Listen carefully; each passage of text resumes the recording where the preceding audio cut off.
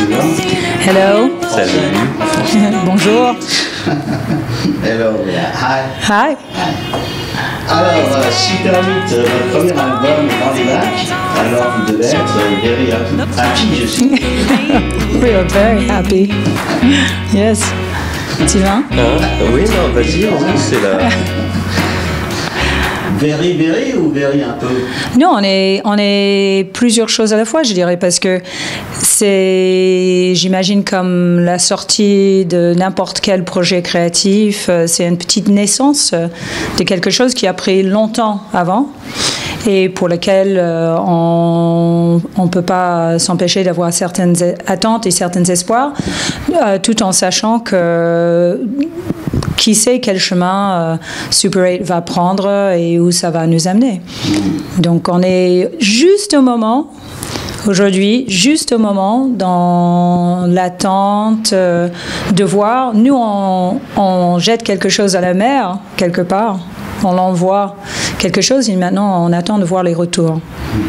Donc c'est un moment très particulier. Ça vient quand, l'envie de faire un album? C'est un peu comme l'envie de faire un bébé ou pas du tout?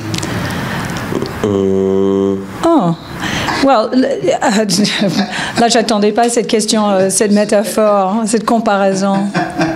Bah oui, ça m'a fait plaisir. Je me suis dit, tiens, il y a quelque chose qui va... Well, c'est-à-dire que les gens parlent souvent de ça, et surtout les écrivains te diraient que souvent après la naissance d'un livre, ils deviennent déprimés. Parce que justement, quand tu es avant de faire quelque chose, tout est possible.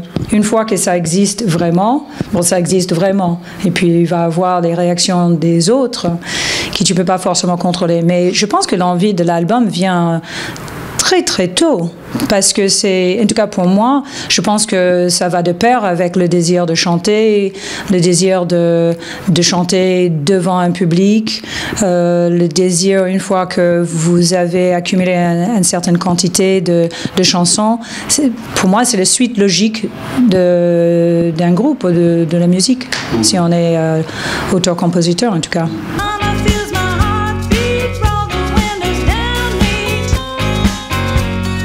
Il y a un côté orgasmique ou pas du tout? Un côté orgasmique. Orgasmique, ouais. D'abord, entre la naissance et l'orgasmique, peut-être il faut mettre le parti orgasmique avant la naissance. C'est un bon parallèle. Ça me trouble un peu. Parce que en fait, c'est comme, dans les deux cas, la conception est vachement fun, hein, que tu fasses un bébé ou que tu fasses un album. C'est la conception, écrire des morceaux, c'est... Oui, c'est la partie où on prend le plus plaisir. Et les enregistrer en studio, où on les entend pour la première fois pour de vrai, ça c'est... C'est comme un... Ouais, c'est orgasmique, on peut le dire. J'attendais pas les questions prennent cette tournure, donc...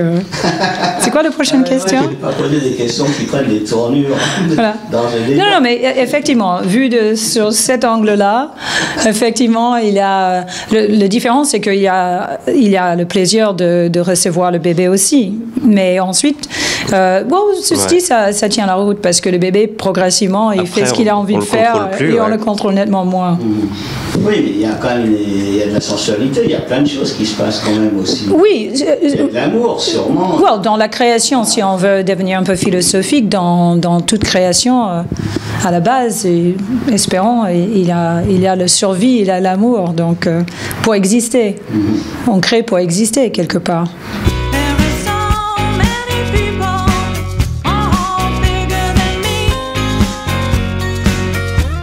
Pour répondre à la question, je pense que faire un album, c'est extrêmement agréable quand ça se passe dans les bonnes conditions, parce qu'on ne connaît que les bonnes conditions pour l'instant, en termes de produire ou enregistrer notre musique, parce qu'on est allé travailler dans un studio absolument somptueux par rapport à sa musicalité, et de travailler avec les gens qui étaient absolument sur la même longueur d'onde. Peter Diamond, qui est de Black Box Studio Black Box, on dit en France.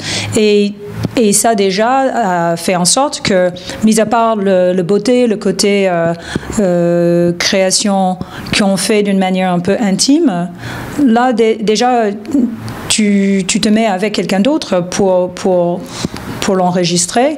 Et ça aussi a été extrêmement satisfaisant pour nous, pour Super 8. Orgasmique. Ouais.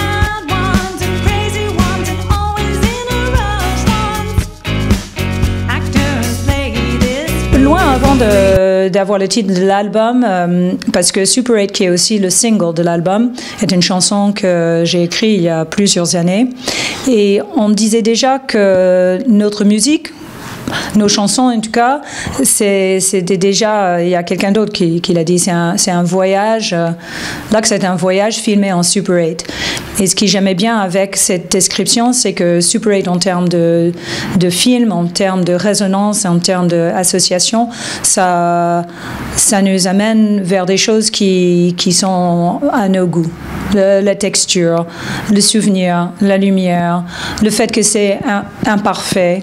Il ne faut pas que ça soit trop lisse, trop slick, trop dénudé de tout relief. Donc oui, il y a, mais c'est pas pour autant quelque chose de nostalgique. Super 8 est un mélange, c'est un fantasme. Il y a une part de nostalgie. Il y a une part de nostalgie parce que en plus Sylvain a une petite affection pour les chansons qui sont plutôt en mineur que majeur. Mais ce qu'il y a aussi dans les chansons, même s'il y en a quelques sur cet album qui sont assez dark et qui traitent les sujets assez durs, il y a aussi des éléments joyeux.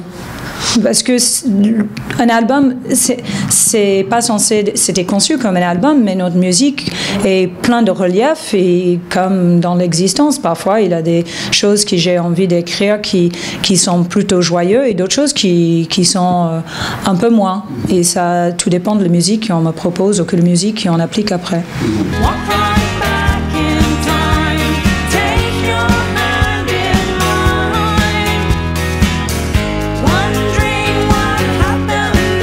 Je pense que dans la chanson et notamment dans le clip, et ce qui était fantastique grâce à le talent et la relation qu'on a avec Jason Bach, qui est le photographe qui a filmé le clip, et ensuite Corentin Doucet qui a monté le clip avec lui. Ce qui est idéal, c'est que la chanson déjà, quand je l'ai écrite, ça se prêtait à des images. Donc je savais d'emblée plus ou moins le trame que je voulais suivre. En fait, c'est un fantasme. À la fois, j'ai pioché dans les souvenirs d'enfance, en étant dans la voiture, allant de la ville de New York vers la plage ou vers la campagne. Et c'est une sorte de rêverie. Et pour les besoins de la chanson, j'ai amené Sylvain avec moi. Donc les enfants, dans le clip, sont nous plus jeunes. Ils symbolisent nous plus jeunes. Mais au final, le clip, c'est vraiment comme le meilleur home movie qui, à vrai dire, j'en ai pas. On a créé un film de famille que moi, je ne pourrais pas produire. On aime tous la musique des années 60 et 70, vraiment de base.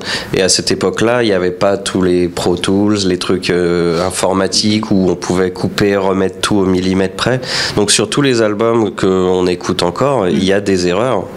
Et c'est souvent ces erreurs qui font que tu réécoutes les albums et que tu aimes bien, parce que tu sens que c'est vivant et que quelqu'un l'a vraiment joué, quelqu'un a fait cette erreur-là, et c'est ça, moi, que j'aime dans les disques de ces années-là. Donc on a essayé de le concevoir un peu comme ça, de l'enregistrement, grâce à Peter qui a fait une face A et une face B, et la façon dont il a été conçu, c'est presque un hommage aux années 70.